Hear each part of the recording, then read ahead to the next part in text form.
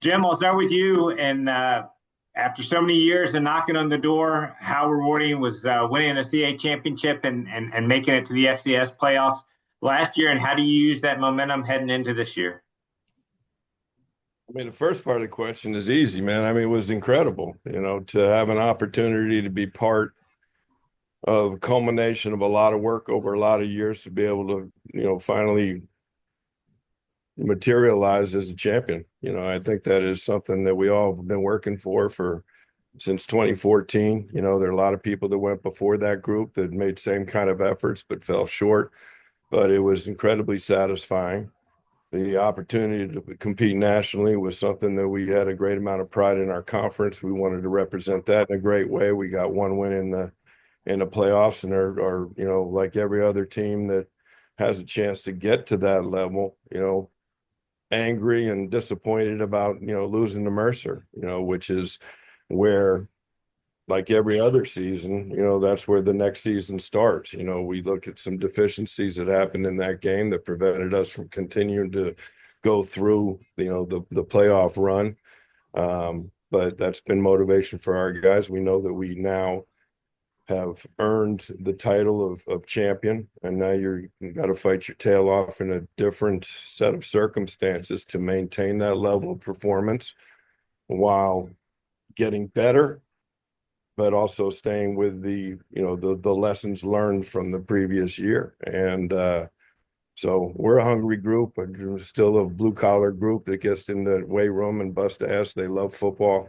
And I'm just extremely excited to coach this team because, as we all know as coaches, and you guys as people that are, very understanding of athletics, is that every team's a new team. So this is 130. 130 has not done anything, has not won a game, but we have a good football team with a bunch of good kids that are ready to go ahead and line it up. And we're getting off campus for a couple of days and back on Monday, and we're rocking and rolling. So really excited about this year. AJ, first of all, congratulations on being voted as the preseason defensive player of the year, and rightly so after the season you had last year. You made the decision to come back to Rhode Island. What are some of your goals personally for this season? Man, I'm just so excited to be back here in the state that I truly love. Let me put that first. I'm chasing a lot of big things, but honestly, I just want another ring. I want to chase that. I want to get a natty, a national title. I truly believe that we can do that with the players that we have and everything that we've been training for these past 2 months over the summer. And this stems from a long time. This is my fourth year, you know what I mean? And I'm so excited with this group. I get to actually, lead a bunch of younger guys that I've seen as puppies now. I'm 21 years old saying that, so it makes me feel pretty old saying that. But yeah, I'm just excited to be back here and, show what I can do. I got big things to chase. So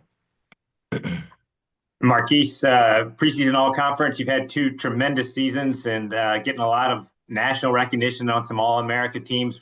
As you start to enter your third season, what are some of your goals for you personally and the offense? Like AJ said, obviously we want to chase a national championship. We won the conference last year, lost to Mercer in a tough way. For the offense, we just want to keep the chemistry going. We felt like in November when Devin, we started clicking really well on offense, then he went down, so we had to, readjust.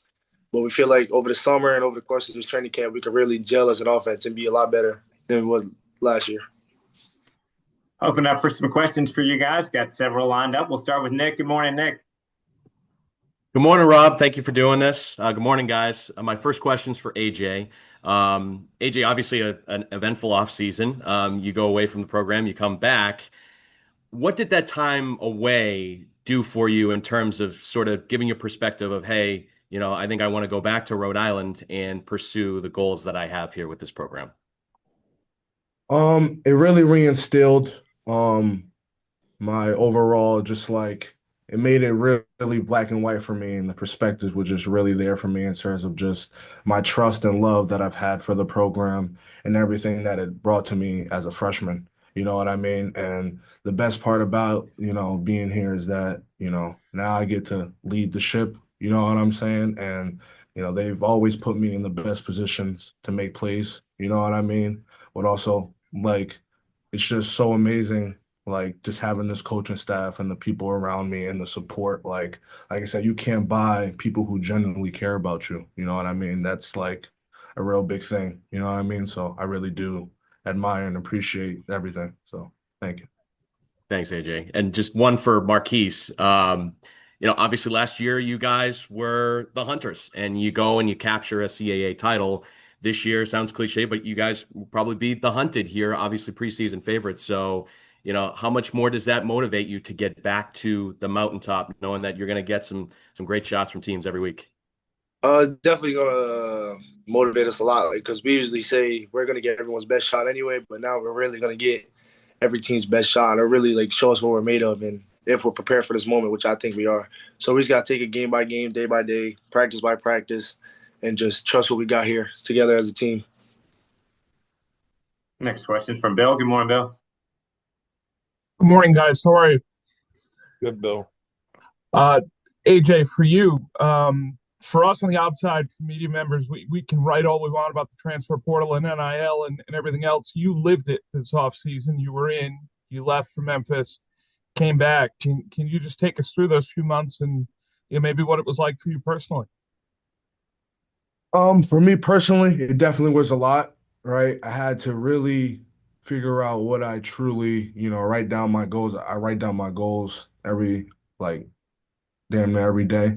And like I had to really find out, I had to really try to figure out like what I really wanted and what was important to me. You know what I mean? And being there, you know what I mean? Like it was ups and downs, you know what I mean? I went through my battles, but eventually, like, you know what I mean? Like my heart fell through and I came back home, you know what I mean? And the reason for that is because of the love, like I said, the love and how family oriented, the University of Rhode Island is, the program itself. And I know I'm just speaking it, but it means so much more to me. You know what I mean? And it's extremely important. So, Just to follow up with Jim, obviously program being where it is, if Alabama comes calling for one of your players, you're not going to be able to match them financially, certainly, but there is still room for retention and growth with that relationship piece that he just talked about, isn't there? Yeah, I think that's been one of the proudest things that I've seen. That when the portal first started, you were sitting there going, "Hey, if a kid leaves, you're going to bring him back." And they're your kids. The thing I hate about the portal is giving kids so many choices they have to make in their young lives that will go ahead and direct their path forward. I was just really thrilled that AJ and we had a couple others that wanted to come back that just weren't unable to take care of it. But the opportunity for a young person to recognize that the grass isn't always greener on the other side. Certainly, there's money out there. But money in terms of what's getting paid is short money for them. I think that the smart ones recognize that. But when you talk about a long-lasting relationship with a university, with a commitment to know that you can come back to that alma mater for the rest of your life right now and know you are a recognized player from the University of Rhode Island that has a name and reputation, that's an important piece. And I think that, for, AJ to recognize that, that was an easy thing for me. Sure, come on back. I get an All-American defensive end, but I got more than that. I got a kid who's coming back because he knows that he's in the best spot. He knows he's getting high-quality coaching. He knows he can achieve the goals he has personally and also be able to contribute to a team success that has been a work in progress forever. I mean, these guys came in and came in at a point in time where it took a while to get to a point where we're a winning program. And then these guys took it to the next level. And that's when AJ came in. And for him to recognize that, I'm truly appreciative of that. But it does speak volumes to, college football is still about kids who get together, who love to play and represent a university. And as we recognized last year, a state. The state involvement and state support we got for University of Rhode Island football for their accomplishments on the field right now was remarkable and very much appreciated. And now we have an expectation and a responsibility to continue to put forth a really good product with great kids. And I think we have the opportunity to do that. Thank you. Next question from Tiffany. Go ahead, Tiffany. Good morning, Rob. Morning, Coach. This question is from Marquis. Marquis, you've shown consistency in big play ability. Which part of your game are you most proud of? Definitely just the ability to play make with the ball in my hands, regardless of where I catch it, whether that's behind the line of scrimmage, 20 yards down the field, or even a bigger play than that. But just my ability to make a play with the ball after the catch. That's really my biggest thing that I got with me. Follow up for the Coach Fleming. Who are some under the radar teammates or players you should be watching this year? Yeah, I knew that question would come out, and there's a bunch. I mean, like we've got, as I said, 45 new players. We have 23 transfers. We've got a number of kids who have been waiting for opportunity. And for me to single out guys to watch under the radar, no, that's them to come on out there and put it on tape during the course of the fall, and then you'll recognize their names. We've had a good spring, we've had a good summer. We're taking these players, we'll put them in position. I think that there's a number of names that will be strong contributors for us in all phases of the game, and I'm really excited to see what they can bring to the table. So I'm going to let their performance identify the players that you need to watch. I think it'll be pretty easy to see as we get going. Rob, if I can just ask AJ one question. Sure. AJ, what's something most of us in the media don't know about you that you wish we knew about you? That's a really good question. I like listening to country in my free time. Yeah. All right. Let me tell you why. I'll tell you guys why. During like game day, right? I'm always like so into the music, but I need something to calm me down, like something to like really mellow me out. So maybe it'll be a Beethoven, a Nickelback in there, something in there. You know what I mean? So I enjoy it though. Next question, guys, from Azar. Go ahead, Azar. Okay. Wow. Thank you for sharing that first off, AJ. Second, this question is for Coach Fleming. And AJ actually. Last year, I really think Rhode Island's always had a strong offense. But defensive wise, it seemed like it is not a shot to other players that have been there before. But defensive wise, it seemed like they couldn't match the productivity that the offense did. Last year, I really felt like they were getting stops that the offense needed to either come back in the game or to take over a game. And I know that other opposing teams have scored points, but what do you think you've done this year, specifically for Coach Fleming and AJ? What do you think you've done this year to even take that defense up to another level? It's not just getting stops to win the games, but to dominate on that side of the ball. Well, listen, I mean, the old school piece, and I think we all know it, and I truly believe it. Defense wins championships. And I thought that last year we played championship level defense. Now we have had Wesley Neal at the nose guard. We had Carson Primrose at D line. We had a number of players that were impact players that we've lost to graduation, but we have a lot of good players coming back. The goal always for us is to have a championship level defense. And I think that we have the components that we've been able to bring into the program and develop in the program that will go ahead and surface during the course of the year. It's all, like I said, every year is a new year. But I do believe that the makings are there where we've got our question marks, I guess you'd say, or questions to answer. We're young in the secondary, and we've got some new starters at all three levels. But I do believe that the talent level is there, and one of the benefits of continuity, with coaching staff is that, the scheme stays the same and it continues to get reinforced and executed at a high level. So I'm certainly believing that we have talent necessary to be able to do the jobs we ask them to do. We have special players that we can put in position to make plays, but I think everybody play hard, play their responsibility. I think we can be very solid. And, like I said, if you win a championship, you better be playing championship level defense. And that's our expectation here at URI.